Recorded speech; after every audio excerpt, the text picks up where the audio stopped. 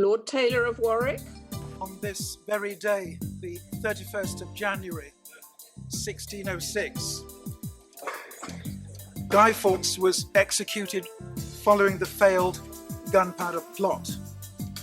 But it is vital that this bill does not also expire.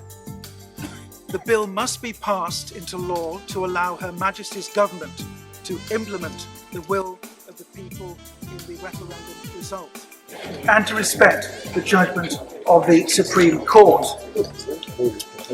My Lords, a recent Thomson Reuters report identified 52,741 pieces of legislation that have been passed into Parliament since 1990, much of which has come from Europe.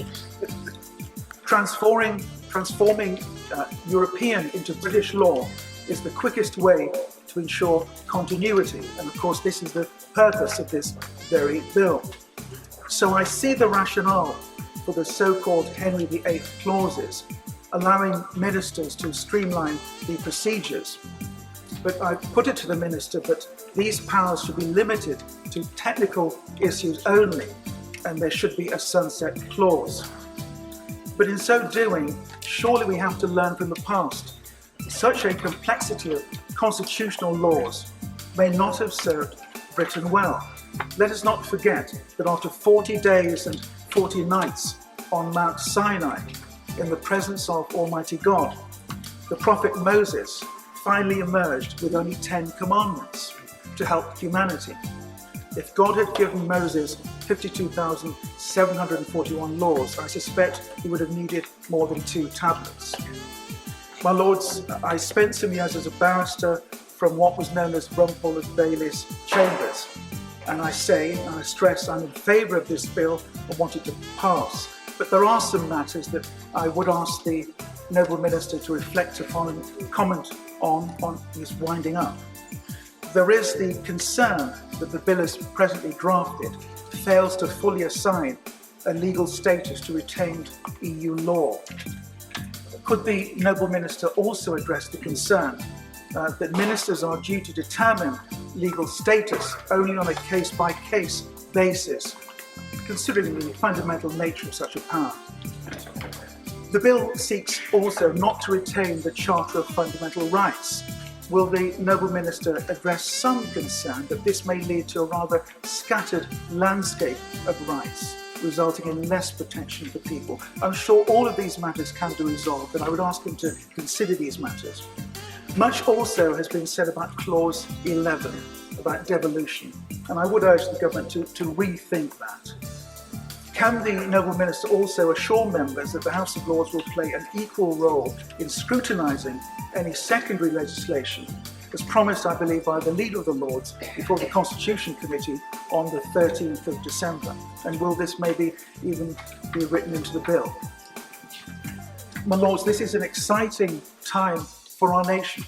We will no longer be shackled by the EU single market and no longer burdened by paying huge sums to the EU budget. Britain will become a truly global trading nation, making trade agreements around the world. And this very day, the Prime Minister is in China with many of our businessmen, hoping to do trade agreements with the enormous Chinese trade bloc. Much has been said also about the nature of this country post-Brexit.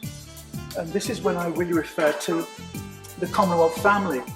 My father came to Britain from Jamaica in the 1940s to do perhaps the most noble job known to mankind, and that was to play cricket for Warwickshire. Although he was born and raised in Jamaica, he felt he was coming home. He was part of the Commonwealth family. And let us remember that the Commonwealth family has 52 nations. It's 1/3 of the world's population. It has an immensely rich and enduring history and culture, with English as a common language, and also this admiration for our sovereign. The timing of the bill, I suggest, is excellent, since Britain is due to host the next Commonwealth Heads of Government meeting, CHUGO, in just a few weeks' time. My Lords, this bill is not a leap into the dark. When fear knocks at the door, we must answer it with faith. It is illuminating that throughout the Bible is a clear theme of one empire after another, eventually overreaching itself and gradually collapsing. In the Old Testament, it was the Egyptian Empire, followed by the Assyrian Empire, the Babylonian Empire, and finally the Persian Empire. They all collapsed. In the New Testament were the powerful rulers of the Roman Empire like Nero, but they all eventually fell. So the Bible demonstrates, and history demonstrates, how national sovereignty always proves more durable than the politics of imposed empire. For 10 years I was Vice President of the British Film Board, and currently there is a British film which I think will probably win more Oscars for the British film industry. It is called The Darkest Hour, about the Second World War. We are privileged, my lords, to be part of the most important season in British history since 1945. As we engage with our European counterparts, we must, my lords, revive the winning spirit of Sir Winston Churchill.